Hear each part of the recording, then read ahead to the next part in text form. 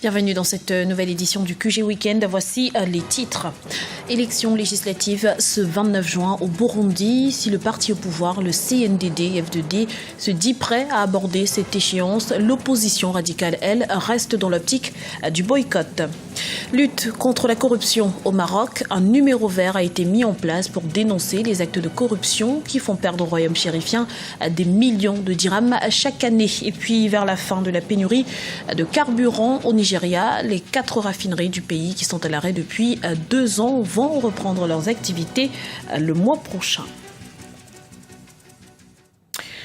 Mais avant de développer ces titres, c'est officiel. La coalition des mouvements de l'Azawad a définitivement signé ce samedi 20 juin l'accord de paix pour le nord du Mali.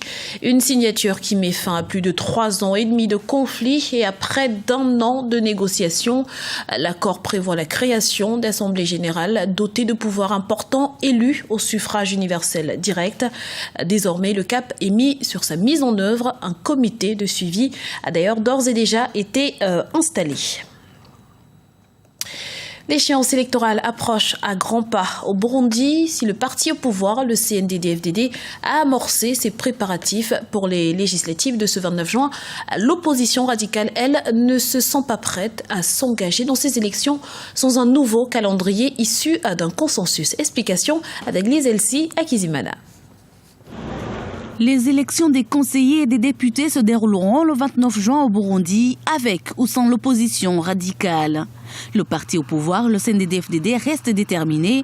Il prépare et participera aux premières élections de 2015.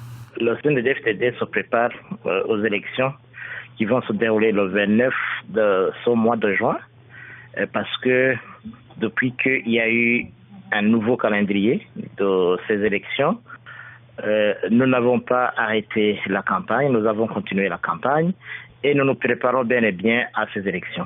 L'opposition radicale, elle, ne se sent pas encore prête et pour cause, un calendrier électoral qui ne respecte pas les règles du jeu démocratique, l'insécurité et la menace des leaders d'opposition ou encore l'absence des médias et des observateurs dans le pays. Nous ne sommes pas prêts à nous engager parce que nous avons toujours prôné que les élections doivent être inclusives, transparentes, crédibles. Ça veut dire qu'elles doivent respecter les normes et standards internationaux, ce qui n'est pas le cas présentement. Au-delà de ça, il y a 2 sommets qui se sont tenus. L'un a regroupé les chefs d'État de la communauté ouest-africaine. La dernière en date réunissait les chefs d'État de tout le continent africain. Et à travers les conclusions, les recommandations du sommet de l'EAC, il avait été convenu que les élections ne devraient plus être une préoccupation avant 1 mois et demi. Ça veut dire avant le 15 juillet, on ne pouvait plus prétendre à une quelconque élection, que ce soit communale, législative, présidentielle ou autre. Déterminé d'organiser ces élections, le gouvernement continue de rassurer la population. Selon le dernier calendrier électoral, après les législatives du 29 juin, il y aura la présidentielle le 15 juillet et ensuite les sénatoriales le 24 juillet prochain. Une échéance compromise par la situation sur le terrain. Dans la nuit du vendredi 19 à samedi 20 juin, des tirs et des grenades ont été entendus dans plusieurs quartiers de Bujumbura, la capitale burundaise. À noter que le représentant spécial du secrétaire général de l'ONU pour l'Afrique, Abdoulaye Bathily, a été désigné comme le nouveau facilitateur de la crise politique au Burundi. Il remplace l'Algérien Saïd Djinnit. Le Maroc s'attaque à la corruption. Le gouvernement a lancé ce vendredi 19 juin un numéro vert pour dénoncer les cas de corruption. Rappelons que la lutte contre ce fléau était l'un des fers de lance du Parti de la justice et du développement au pouvoir. Des explications d'Arwa Barkala. Prendre le taureau de la corruption par les cornes. C'est par un numéro vert que les Marocains pourront dénoncer les cas de corruption auxquels ils peuvent être confrontés. La mise en service du numéro vert a été lancée ce vendredi 19 juin à l'initiative du Parti de la justice et du développement. Une initiative qui pourrait faire gagner le Maroc sur le plan économique. La corruption coûte des points de croissance et justement lutter contre la corruption nous permettra que de rassurer justement les investisseurs et d'améliorer le cadre des affaires et bien entendu en fin de série et d'améliorer de booster l'économie. On a vu ces derniers temps plusieurs cas de corruption qui ont été révélés notamment chez les fonctionnaires et notamment les douaniers et les policiers, et justement ces agents, ces corps intermédiaires sont parfois des obstacles à une évolution positive de l'économie marocaine. Dans la pratique, les cas de corruption avérés et dénoncés feront l'objet d'un transfert à des magistrats spécialisés chargés de procéder à l'enregistrement de ces informations. Mais ce genre d'initiative pourrait, selon les observateurs, se retourner contre les grandes figures institutionnelles à 2 ans des élections législatives au Maroc. Cependant, on peut s'interroger sur 2 choses. Pourquoi mettre un dispositif maintenant alors que le PJD avait fait de la lutte contre la corruption son cheval de bataille ?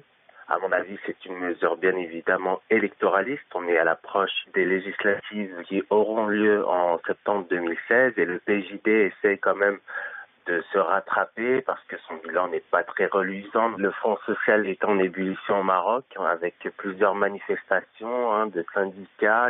Et deuxièmement, est-ce que cette mesure va finalement permettre de révéler des cas de corruption qui touchent des hauts fonctionnaires? Est-ce que les affaires qui concernent justement les hauts fonctionnaires et pourquoi pas les politiques vont être révélées? Je pense que là, ça devra être quelque chose de plus complexe. Ça sera plus complexe pour le gouvernement de révéler ces affaires-là. Selon différentes ONG et notamment Transparency International, le Royaume du Maroc se place à la 80e place dans le classement des pays corrompus sur 177. Assainir les dettes intérieures dans un contexte où le marché du pétrole est en berne, voilà le défi du président Ali Bongo Ondimba. Il faut dire qu'à ce jour, l'État gabonais doit encore de l'argent aux entreprises privées. Le point sur la situation avec Arwa Barkala. Au début de l'année 2015, le président gabonais Ali Bongo Ondimba avait entendu les préoccupations du patronat gabonais quant à la dette intérieure, les réformes sociales et la réforme fiscale. Fin 2014, le président se félicitait du dialogue instauré par les partenaires sociaux, permettant un renforcement de la croissance économique du pays. 6 mois après, qu'en est-il vraiment ? On sait que depuis novembre de l'année 2014, il y avait eu au début de l'année, mais en fin d'année aussi, des concertations entre le président Ali Bongo Ondimba et le patronat sur un certain nombre de questions. La question des investissements publics, notamment dans les infrastructures de base pour transformer le pays. 2, la question des arriérés que l'État devait au patronat gabonais. Cela d'ailleurs, à la suite du passage du Fonds monétaire international au Gabon. Ensuite, la question du choc pétrolier qui a frappé pas seulement le Gabon, mais tous les pays producteurs du pétrole. Et voir comment l'État pouvait, dans ce cas-là, tenir ses engagements par rapport à cette crise-là. Malgré les assurances du président, le pays a connu depuis janvier 2015 des épisodes de grève dans différents secteurs.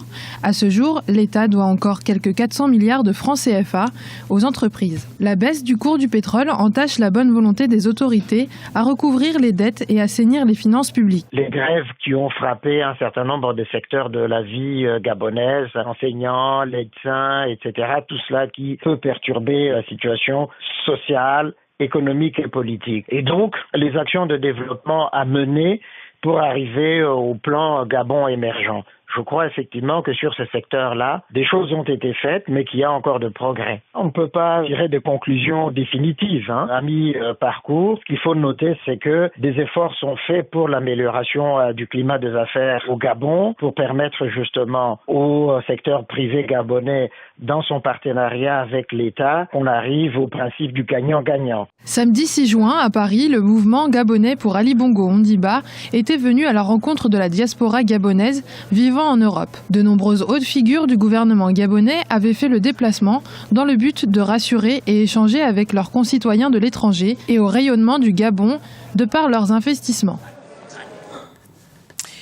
Voilà maintenant plusieurs semaines que le Nigeria est frappé par une pénurie de carburant, une situation qui devrait cependant connaître un début de solution dès le mois de juillet prochain avec l'entrée en production de nouvelles raffineries. Reportage d'Afolake Onyin Loye, notre correspondante au Nigeria, commenté par Idelette Bissot. La fin des pénuries de carburant, les Nigérians en rêvent.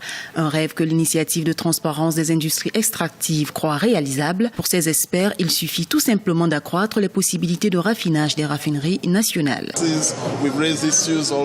Nous avons soulevé des questions des 445 000 barils donnés aux raffineries. Leur capacité est seulement de 20 à 30%. Pourquoi leur donner autant alors qu'une partie de ce pétrole est utilisée pour le commerce, une autre pour l'exportation?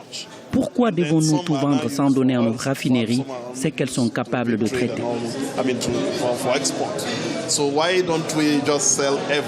Ces conclusions sont contenues dans un rapport rendu public le 15 juin à Abuja. L'initiative de transparence des industries extractives aborde aussi la controverse des subventions au carburant. Je pense que la subvention devrait être supprimée. L'expérience a montré que ce ne sont pas en priorité les Nigérians qui bénéficient de cette mesure, mais plutôt les exportateurs de pétrole. En octobre 2014, l'ancien président Goodluck Jonathan a réduit le prix à la pompe, l'amenant à 87 naira. Mais qui peut encore acheter l'essence à ce prix aujourd'hui? Dans beaucoup de stations, le carburant coûte 200 voire 250 naira. 87 naira by 10 naira. That singular act alone.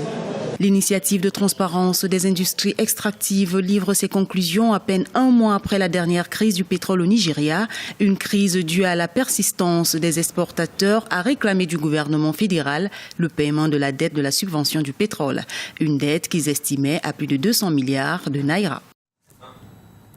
Ce journal a été réalisé par l'ensemble de la rédaction. Nous vous remercions pour votre fidélité. À retrouver dans un instant une nouvelle édition de l'information sur Africa 24.